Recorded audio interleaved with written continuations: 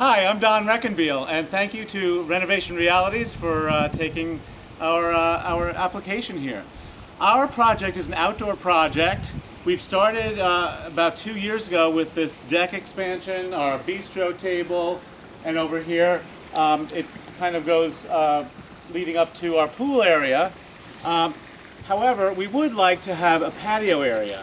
And so what we're going to do is show you the bridge that we built. In fact, we're going to go over the river and toward the woods. Come on, let's try to find my partner, Brian.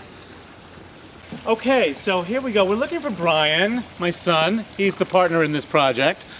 Ah, there he is. Brian, what are you doing? Oh, I'm just pondering. Pondering.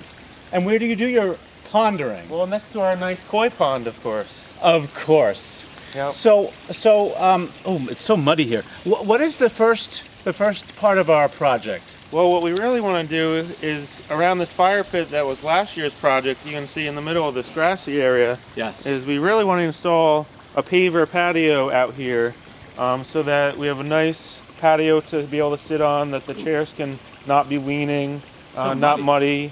It's also, as you can see, probably hard to mow the grass in here. It's very difficult, yes. What's this fence? It looks like it's containing the area. It is. As you can see, we've kind of outlined by this garden hose on the ground where we want our patio to go. Aha, and it goes underneath the fence? It does go underneath that fence. Well, how is that? Well, what we really want to do is remove this fence. Take this down? Yes, but take it down. We have a pool. How can you take down a pool fence? Well, you can take down a pool fence if you put a new pool fence up. Oh my gosh, so now you've started with a patio and you're expanding to a fence? Yep, to take this fence down and put in a brand new fence around the edge of the property. Why do we need a fence around the entire property, Brian? That's kind of expensive. Well, to begin with, all the gates, as you can see here, are no longer pool code, so they're quite difficult to open. They're not self-closing and they're not self-latching. You can see they just stand wide open. Oh wow. Ooh, Deer poop. Oh, I just stepped in some pellets. Yes, that's another problem, is to try to keep all the deer out of the yard. See the pellets here? They come all the time. Oh my gosh, I am out here. I forgot about that. Every week I'm picking up pellets. So if we had a deer fence around the property, we wouldn't have to pick up the pellets. That's brilliant, Brian. Yeah. I love that. Also, we probably could have some flowers. We could. As you can see along the tree line in the back, the deer have eaten the bottom 4 or 5 feet of shrubs. I love these trees, though. Oh, well, if I were doing this project, I would cut down every one of those trees. What? Yeah, cut down all the trees. Why would you cut down trees? It's a beautiful border to our neighbors. Well, we just said it's ugly. The bottom is ugly. Look at that. Oh my gosh. So now we've got a patio, a fence, and demolishing trees. Yep, and the old fence. Don't forget to demolish that one. So this is our backyard property line, Brian. Maybe you're right. Maybe some of this does need to be demolished. And it is right in the middle of our horseshoe pits, which you built 2 years ago, and we have great fun. Actually, this is a fantastic yard for parties of every kind area. But continuing, yeah, you're right. The fence would go on the other side of this tree line. Yeah, because all these trees are actually on our property. How many trees would we have to take out? Well, I would take out probably about 60 of them. 60 trees! Yep, 60 trees. Oh, this is getting bigger and bigger. What a renovation, I don't know, disaster.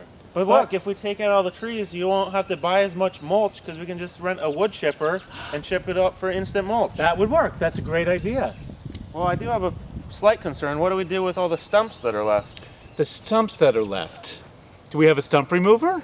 Well, didn't we rent an excavator 2 years ago? We did, and everyone had a chance. Actually, right where this horseshoe pit is, there had been an apple tree. I forgot about that. So we were successful in our prior renovation of actually using a backhoe to remove a stump. Great idea. What are you doing over there? Oh, I'm pondering. Again? Well, if we're going to put a patio in this muddy area, don't we need some sort of a containment, like maybe a retaining wall? Yeah, well, because the ground is sort of sloped here, so we'll have to excavate a bunch of this earthy material and then probably put it back up the hill and then build a wall structure with built-in lighting so that you can see your way out to the backyard at night, and that will help contain the mud from trickling down onto the patio. How would you provide any shade back here? Because the sun is pretty strong in our yard. Well, you know, I think we would put up some 6x6 pieces of lumber and create some pergola type structures over here. A pergola? A pergola, and then between the posts we can hang a hammock. Our yard is going to become the place to be. Reckenbeil Resort. Yes. All right, now what's that other area? Let's go find out. Here's our final area for our yard. You are. Wouldn't it be great if we had a putting green right in our yard to complement the horseshoes and the volleyball? We didn't talk about that yet. Yeah, we've outlined again in another hose the area that we're thinking of installing a putting green. Very nice. So it's basically artificial turf. Yeah. We'd need a compactor, of course. Yep, a compactor to tamp down the soil, but you don't want to have it very flat because any green on a putting green, no green is perfectly flat. You always want to keep it green. What about lighting?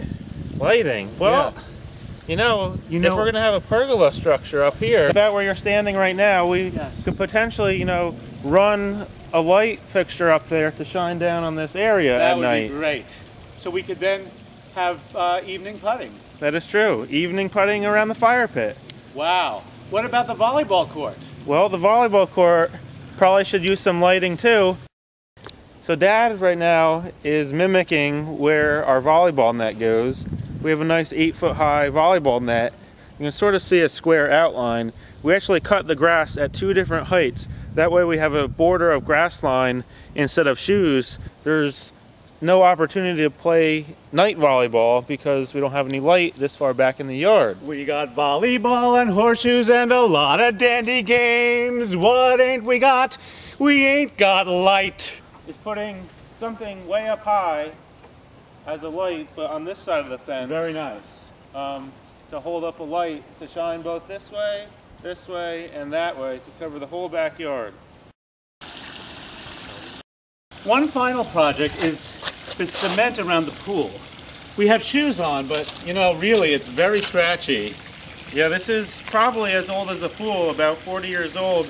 Even though the pool was renovated last year, we haven't ever renovated the concrete pool decking. So how would we do that, Brian? Well, we would try to get a semi-transparent stain and stain it a different color as well as seal it. Oh, over here. Yeah, this entire area around the pool. It is quite dirty. Wow. So we need a power washer. We do. Oh, we'll have to get one of those. Well, I think that's the end of our renovation requests. And so Renovation Realities, Brian and I, we hope that we will be selected and we can make a dream come true.